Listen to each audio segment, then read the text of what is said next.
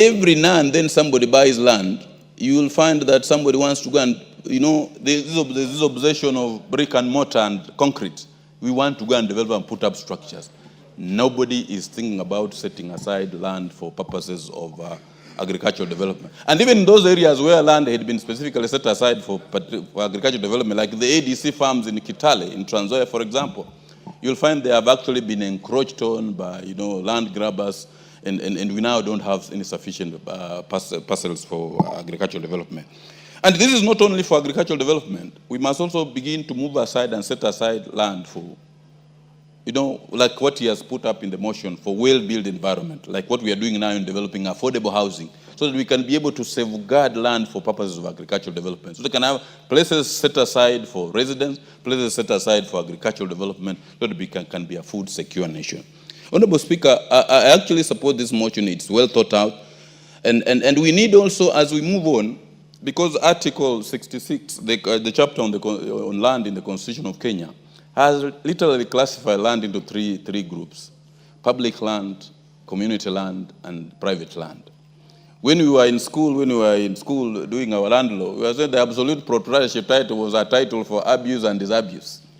So we need also to relook into it and do a lot of sensitization, that even if you have an absolute title, it is not absolute in the sense that you can do really anything you want upon it. We need to do a lot of sensitization, so that say we must have planned development for the sake of our country and the sake of future generations. With those remarks, Honorable Speaker, I support this motion and urge that this House passes it. Thank you. The Honorable Mutunga, you're going to speak after the Honorable Karoli and the Honorable Githinji. That is how it appears on my board. So allow them to have their chance first. So this chance is for the Honorable Karoli. I'm looking at the board. Nobody got a motion. I've got a bill. I'm seeing you got a bill to move. So this chance is for Honorable Karoli Omondi. Thank you very much, Honorable Speaker. I rise to support the motion. I think it is time that we have genuine debate on our land use patterns. What worries me most is the lack of coherence across the country as to how urban planning or even peri-urban planning or agricultural land is being used in this country. The laws are there, but something seems to be missing. So I've always wondered, what is it that we need to do that could help us even plan better? But it is surprising that even with the devolution, most county governments have not even come with proper urban planning for their business centers within the counties. Nairobi, of course, is already a mess. It is very clear, even if you look at the developments that we have here in the city, where apartment blocks deny each other the right to sunshine, which is a recognized constitutional right under our laws. And you have someone's sitting room facing the toilet of the other. And you have high-rise buildings that, frankly speaking, in 20 years will be concrete slums, because we have seen that from experience in other jurisdictions. When the lifts break down and the people can't maintain the utilities around those construction sites. But this urban nightmare is not as profound as what will happen in the rural areas, where agricultural land has actually been reduced significantly to a point that the issue of food security or food insecurity is now an issue of major concern to us. I don't think many areas of this country today have farmers who can practice mechanized farming on 100 acres or 200 acres for any particular crop. Even the basket county of Uasin Gishu, either due to polygamy or to lack of commercial acumen, those who are doing 10,000 acres 5 years ago are now down to 5. Those who are doing 5 are down to 3. Those who are doing 3 are down to 1. Those who are doing 1 are down to 500. Basically, we are staring at a very uncertain future in terms of food security because of our land use patterns. And until and unless we appreciate this and embrace socio-cultural changes that are so essential, we can pass many laws, but if in our minds we are not ready to lead the modern urban life, I think we are staring at disaster in the making. There's not enough land in many areas for food production. And even the little that there is quickly being turned into concrete jungle. But the people who have really taken care of our environment well, the pastoralist communities, are also facing an existential threat now. Because the group ranches have all disappeared, the lands have been subdivided, the free movement of cattle has been curtailed, and we are staring at, again, a very heavy socioeconomic disruption to the economic activities. And that is why every time the big land grabbers that we know, the politicians, take huge parcels of land among the pastoralists, as soon as they lose power, the farms are invaded, the fences are cut, people are back. You can see it down here in Maimahiu. And I think it is going to happen in many places. So we need to look at this thing, both from urban planning setup, but also agricultural production, and see that we secure ourselves and also deal with potential areas that will bring social unrest, especially among the pastoralist communities. Because what is happening in Kajiado, in Narok, in parts of Samburu, Laikipia, is not a recipe for peace, but for warfare. And over time, we will come to face that reality.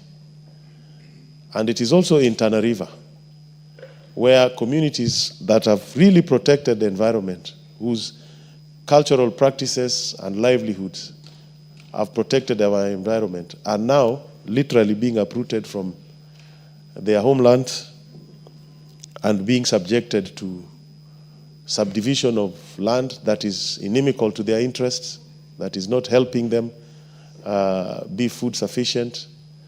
And in the future, I don't think it is going to be helpful to this country. With those remarks, I support Honorable Speaker. Thank you very much. The Honorable Gichimu, is it in order that you allow the chairman of the committee to...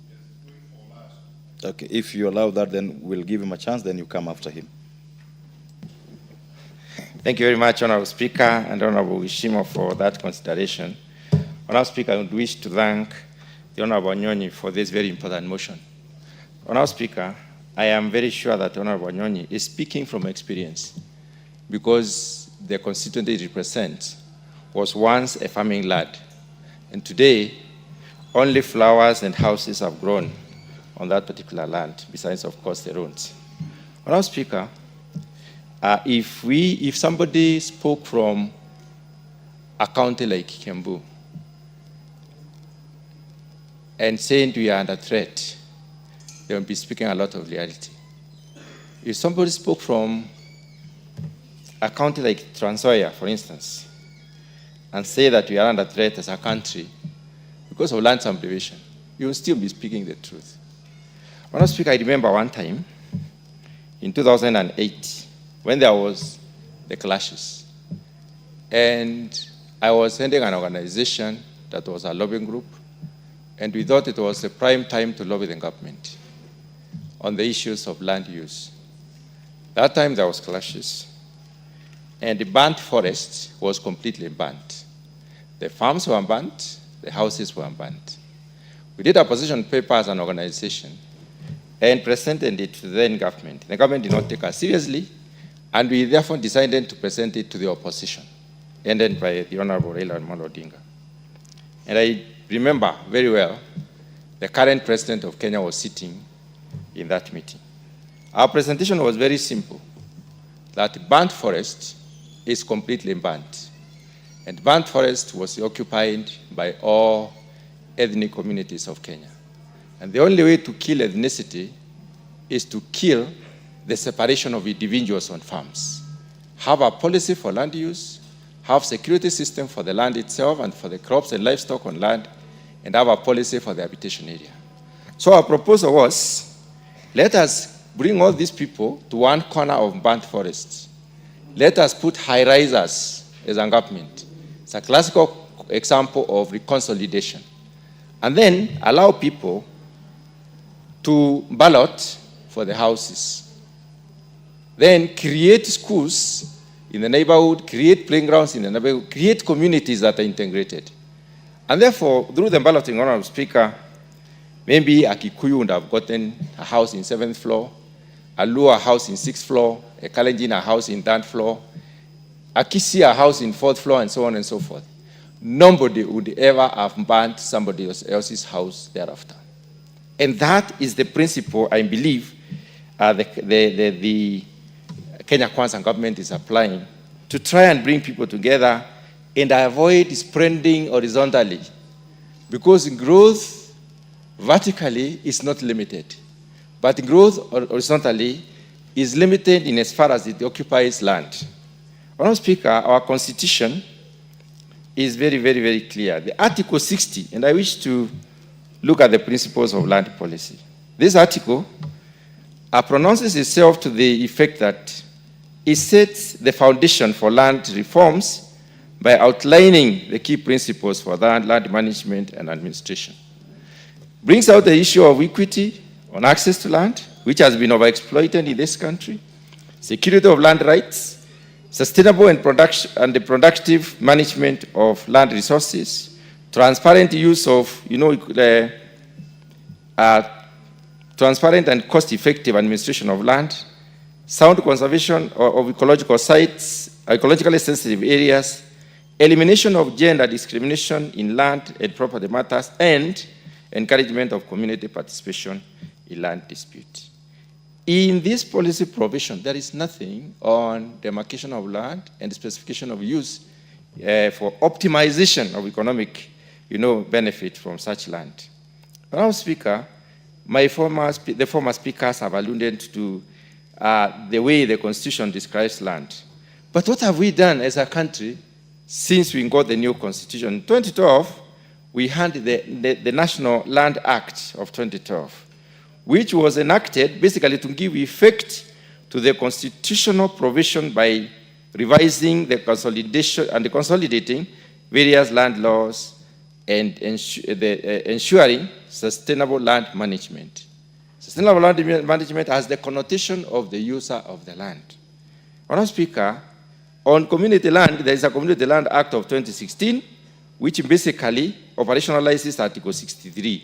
And then there is a National Land Commission, which came up in 2012, basically to look at the legal framework for the national land, the legal framework for the commission itself as a government gatekeeper.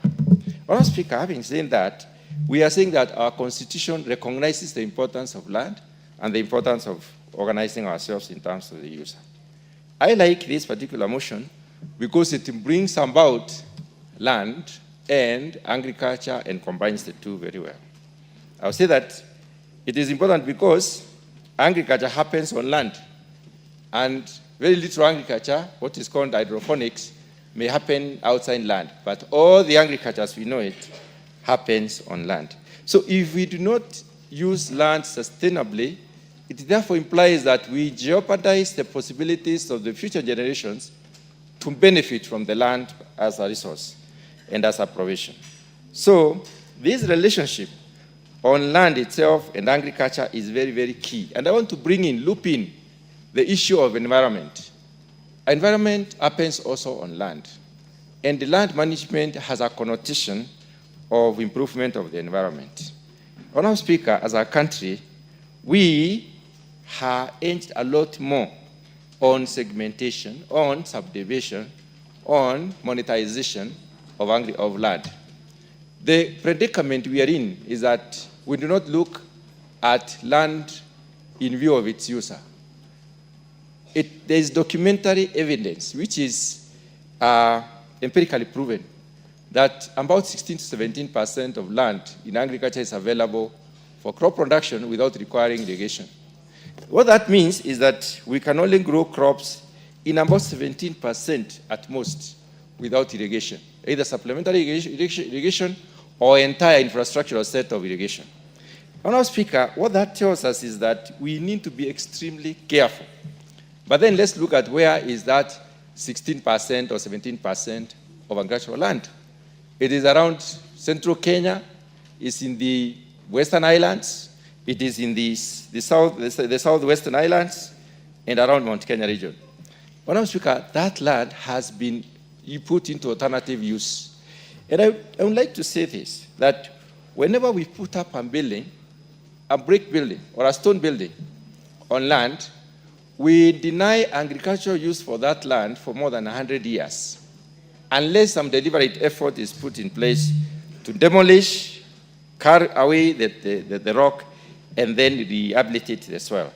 So, Honourable Speaker, I hate to interrupt you, but based on the places you've mentioned, what do you say about the deliberate policy then of or unclassifying lands in Nyanza, Western Kenya, where we are told we couldn't do coffee, yet coffee can do very well in Western and Nyanza. We are told we could not do crops because they are, in quotes, white crops. How does that add into what you are debating now? Honourable Speaker, agriculture is professionally organized in the sense that there is clear identification of the agroecologies in Kenya. There are about 7. In those agroecologies, there is also the linkage between the agroecological zone and the crops and livestock that can do well in those, that can optimize the use of those zones. So most of the areas in this country can be used for specific purposes based on the degree of optimization and the correctness of linkage. Now, we are discovering slowly that the greater Rift Valley can be used for for coffee production. We're also discovering that Nyanza, some parts of Nyanza can be used for coffee production. But this was not there in the past, has not been exploited as it were. As advancements have gone on research, in terms of producing relevant varieties and cultivars that would suit a given area, then we give such areas some relevance in terms of productivity. So it is possible to use such land for that particular purpose. Honourable Speaker, when did we go wrong? We went wrong at the point of when we decided to form land buying companies, and then instead of utilizing the piece of land as a unit, all of us as members of that particular land buying company, we decided to subdivide it into give me a minute more. Individuals. And that is why we went wrong. We need to go back there. Honourable Speaker, when I look at Nairobi, and I wonder where is Nairobi growing to, it would be very gratifying if Nairobi was growing towards the Rift Valley. Because along the escarpment, we would have the most beautiful houses in this world, overlooking the valley and also giving people an opportunity to watch sunset. But we are growing towards Kiambu. We are taking up the land that will be used for crop production for our young nation and becoming younger by the day, Honourable Speaker, because I don't think we are very serious in terms of family planning. We are becoming younger and younger because the pyramid is like that. Very few people who are old and very many people who are young. And we are misusing or rather taking away the opportunities for the young people even in that particular issue. So what do we need to do? We need to reorganize our land. We need to set aside land for agriculture, land for housing, land for urbanization. And then we need to have different rates for this land. Let us not monetize land as a commodity. Let us say this land is for agriculture and this is the price of land here. And you can only do agriculture in this particular area. There should be no change of use when it comes to agricultural land. Well said. Thank you, Honourable Speaker, for allowing me also to weigh in this very, very important motion by Honourable Tim Wanyonyi, member for Westlands. Honourable Speaker, as I support this motion, I also support it with some rider because there exists a policy on land zoning in this country under the Physical and Land Use Planning Act, which separates land or zones runs into residential, commercial, agricultural, and industrial. However, what lacks, I believe, it's not on general policy on zoning. It's now a policy on specific land that has been zoned for agricultural use, so that that land can be optimally utilized for agriculture, so that within the areas that have been zoned for agriculture, we specifically, or the policy would specifically preserve it for agriculture and have some areas within for settlement. And that policy would really help, because it would mitigate against the effects, the negative effects of the climate change, because a lot of land would be used for agriculture. And also the services to the people. If